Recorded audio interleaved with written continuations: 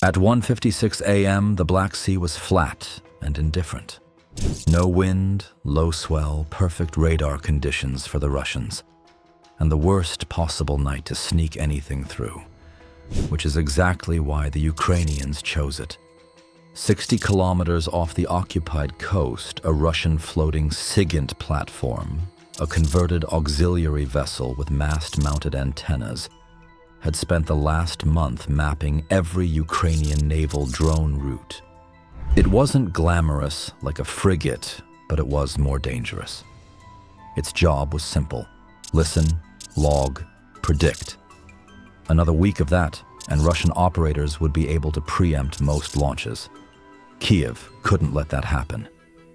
At 2 a.m., two different attack vectors came alive. The obvious one first.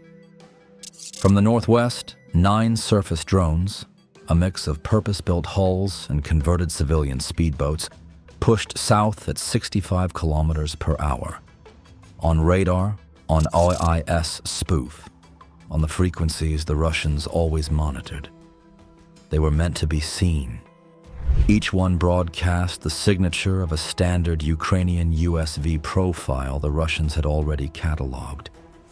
To the Black Sea Fleet's watch officers, it would look like a repeat of every attack since 2022. But the real strike was coming from the opposite direction.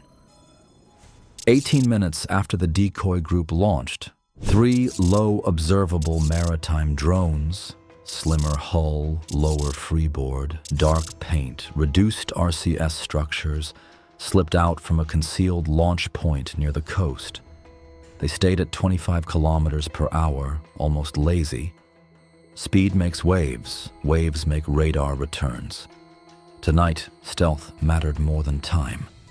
The target wasn't just the SIGINT vessel. Moored 800 meters to its east was a small Project 03160 patrol boat acting as a picket, and ashore, 14 kilometers inland, a Podlet K-1 radar watched the sector.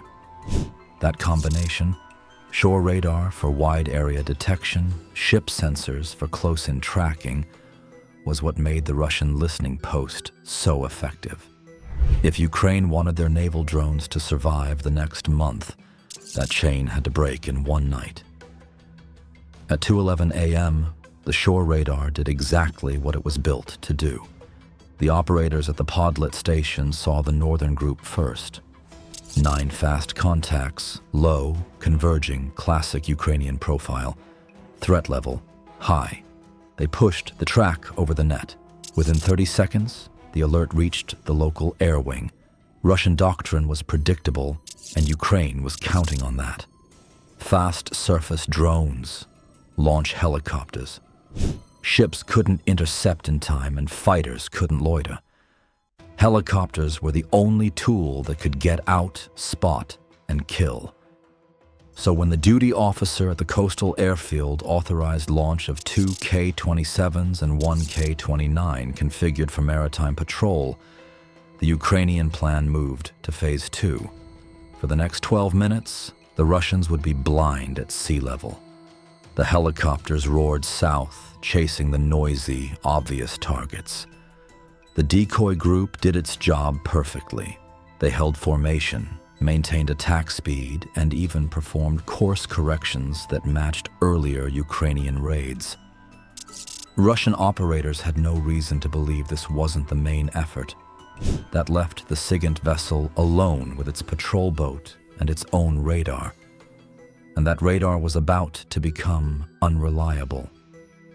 Beyond the horizon, a Ukrainian TB-2 orbiting at medium altitude nudged closer and activated a narrow-band jammer aimed not at the ship, but at its data links.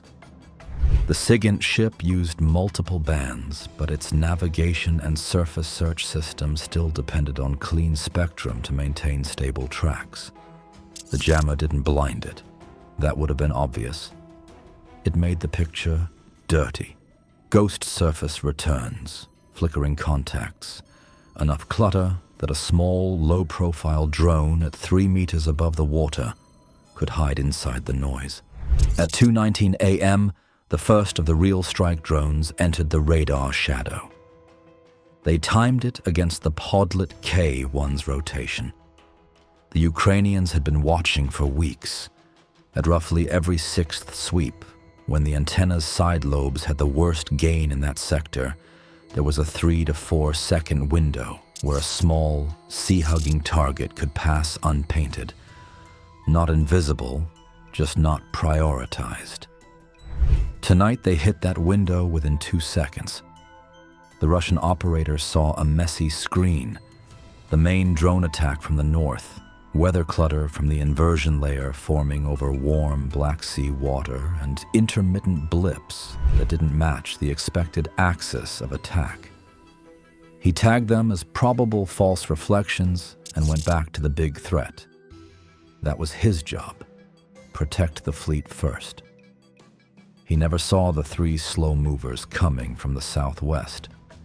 At 2:24 a.m., the SIGINT ship finally noticed something was wrong.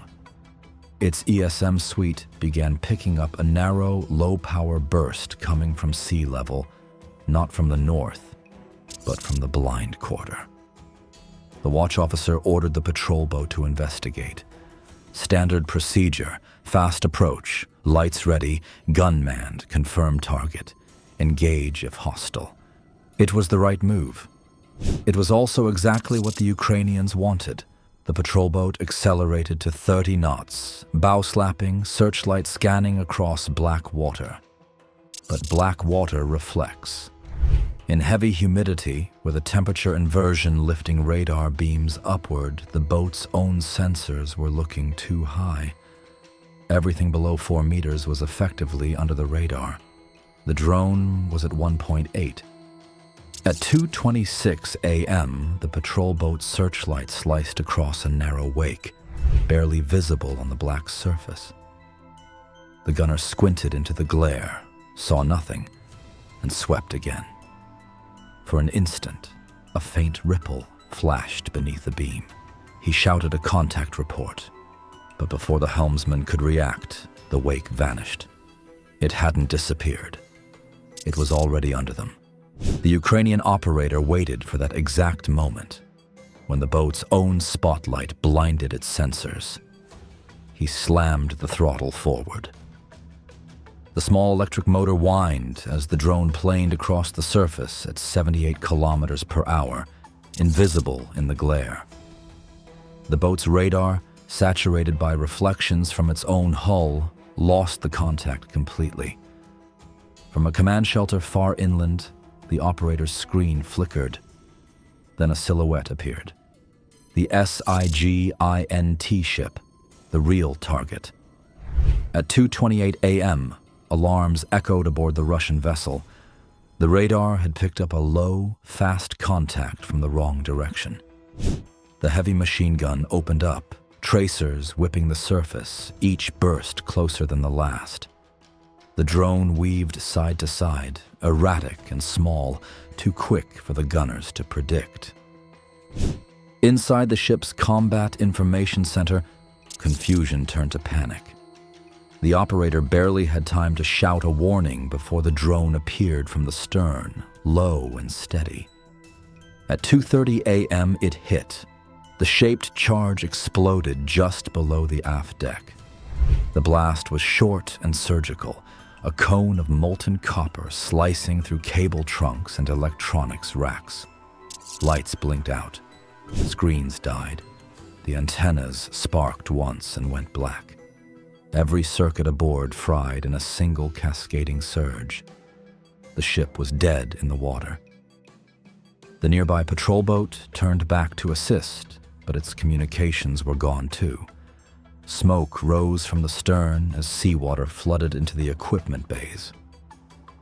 From shore, the Podlet K-1 radar registered the explosion and flagged it as possible hostile detonation. Then its feed froze, the last telemetry from the crippled SIGINT ship. Within minutes, the entire Russian network across that coastal sector went dark. Overhead, a Ukrainian TB2 had been watching everything. Its thermal camera picked out the glowing heat plume of the Podlet's generator truck inland. The operator marked coordinates and sent the data to a standby loitering munition orbiting just offshore. At 2:38 a.m., that munition dove. A brief white flash lit the horizon, then darkness. The radar's emissions vanished. For the next 10 minutes, silence blanketed the Black Sea coast. Russian command posts requested status updates, but every relay was gone. Ship, radar, patrol craft, either destroyed or deafened. By 2:45 a.m., the Ukrainian operations room confirmed success. The mission had lasted 29 minutes. No pilots, no missiles, no losses, only low-cost drones and precise coordination. The effect was immediate. Without the SIGINT ship and Podlet radar, Russia's early warning arc over the western Black Sea had a 70-kilometer gap. Through that gap, Ukraine could now move reconnaissance drones, sea mines, or small strike boats undetected. At 2:50 a.m., the TB2 transmitted one final image. The radar site still burning, the ship listing, the patrol boat circling helplessly. In the mission log, operators typed a single word: blind. When dawn came, Russian rescue vessels found the SIGINT platform half submerged, its antennas shredded, the deck blackened. Official reports blamed an electrical malfunction. Few believed them. Over the next 48 hours, Russian aircraft coverage along the coast dropped by half. Ukrainian naval drones began operating freely again, striking depots and barges through the newly opened corridor. Analysts later called it Operation Blind Shore, a perfect example of modern asymmetric warfare. Silence, deception, and timing, beating hardware and mass. In less than half an hour, without firing a single missile, Ukraine had erased a node of Russia's coastal defense network, proving that in the Black Sea, invisibility is the most powerful weapon of all.